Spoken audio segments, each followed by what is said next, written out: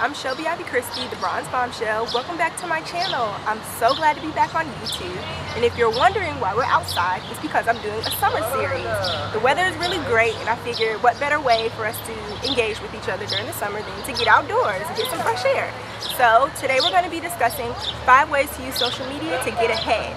I know a lot of you guys are home for the summer and you're wondering what you can do via your couch, or you're not on campus, so you need some satellite ways to get ahead. And I know a lot of you guys are looking for internships, you're looking for summer jobs. I'm a recent graduate, so I'm on the job hunt with you guys. So today we're going to talk about how to get ahead with social media. So the first tip is going to be to hone in on some social media outlets that suit you. So basically, we all know there's a bajillion social media outlets out there. You don't need everyone, okay?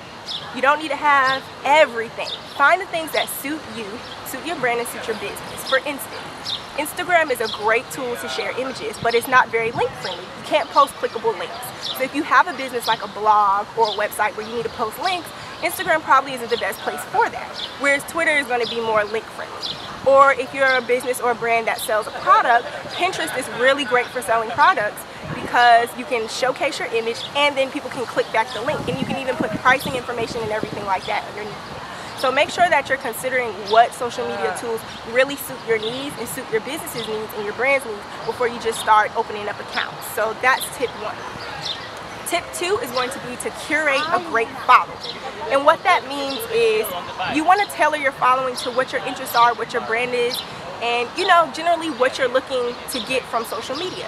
For instance, I'm into career readiness, I'm into millennials, I'm into fashion, I'm into style, so that's the kind of social media outlets that I'm going to follow. I'm going to follow fashion publications. I'm going to follow people who are involved in fashion. I'm going to follow Forbes. I'm going to follow Forbes Women because those directly reflect my interest in the kind of things that I'm looking for. Also, you want to follow some people who are in your industry. It's not good enough to just follow the magazine or the publication or the business. You want to find out who's the editor, who's the supervisor, who's the HR person, and follow them. So make sure you're curating your following, just like you would curate your friends. You want to hang out with people online who are going to serve a purpose, who are going to bring you great information and great content. The next tip is going to be, sorry guys, I lost my page. The next tip is going to be equal parts info and equal parts inspo. And what that means is you don't want to go overboard sharing too much inspiration and too much information.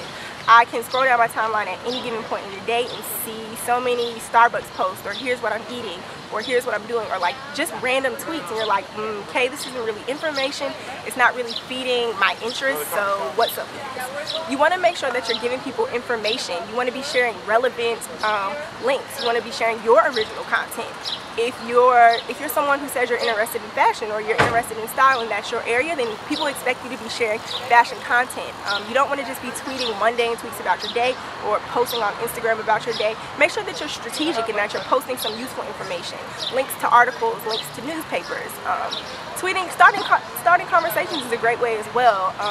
When you post something about what you're doing, it's kind to ask people what they're doing, and it also starts a discussion. So make sure that you're, posting with some purpose. The 4th point is going to be reach out to others online. And that's a really important one. For those of you who are looking for internships and job opportunities like I am, this is a great tip. A lot of us feel like networking applies to in-person and business cards and LinkedIn, but it's also extended to Twitter, Instagram, and more social platforms like that. A guy named Michael Jones, he's an editor at Lucky Magazine, he once said that your next opportunity is only a DM, email, or a coffee date away, and that's very true. A lot of people don't reach out to people.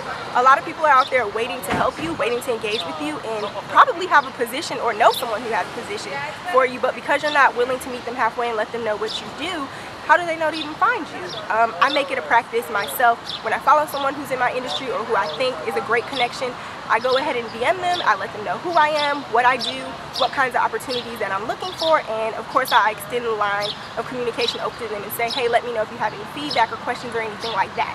So that would be a good practice for you guys to make sure that you're reaching out to others. Also, when you're engaging online, make sure you're reaching out to others. Share other people's content. That's a great way to get connected to people. Imagine how great you feel when people retweet a link that you post for your blog. So doing that for someone else will instantly make them feel more connected to you, they'll appreciate you, and it will start conversations. So make sure you're reaching out to others. Step 5 is going to be post with people and not at people. This is really important. And if people piggybacks off what I just said about engaging and not posting too much information or inspiration.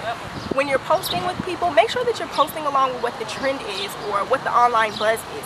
Sure, it's okay to just post whatever you want to post. You have the freedom to do that, but you might want to be more strategic and pay attention to what the theme is that day online, or pay attention to what the news is. If there's some major news story at the top of the hour, people are going to scroll right past your tweets if they're not really about that. So try to tweet about things that are relevant to what's going on online. You don't have to tweet all day about that, but try to locate something that's within the buzz of social media and post it. Don't just post at people.